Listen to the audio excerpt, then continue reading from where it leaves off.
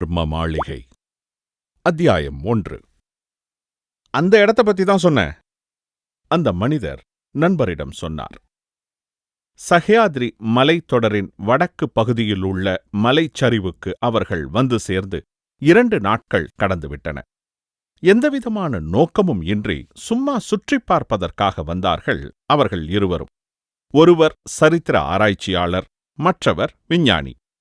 சமீபத்தில் மாத இதழ் ஒன்றில் வெளியாகியிருந்த ஒரு செய்தியின் அடிப்படையில் அவர்கள் இந்த பயணத்தை மேற்கொண்டனர்.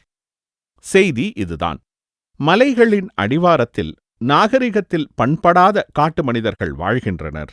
அவர்களுடன் தென்பகுதியிலிருந்து வந்த மனிதர்கள் சிலரும் வசிக்கின்றனர். அங்கு ஏராளமான நிலம் இருக்கிறது. எனவே அங்கிருக்கும் ஒவ்வொருவரின் வீடும் மிகுந்த இடைவெளியுடன் காணப்படுகின்றன. அந்த மலையடிவாரத்தை ஒட்டி வட்டமாகச் செல்லும் அகலம் குறைந்த பாதையில் மாட்டு வண்டிகள் செல்கின்றன.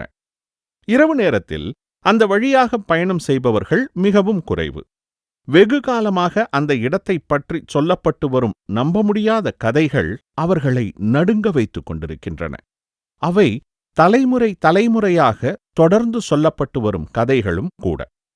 மூட நம்பிக்கைகளில் ஆழ்ந்திருந்த சுற்றுப்பட்டு கிராமவாசிகள் அவற்றையெல்லாம் உண்மை என்று கண்ணை மூடி நம்புகின்றனர். 200 வருடங்களுக்கு முன் சால்வின் என்ற வெள்ளைக்காரர் ஒருவர் அந்த பகுதிக்கு வந்தார். அந்த இடத்தில் பிரம்மாண்டமான பங்களா ஒன்றை கட்டினார். அந்த பங்களாவுக்கு தேவையான பொருட்களை கிழக்குப் பகுதியிலிருந்து கொண்டு வந்தார்.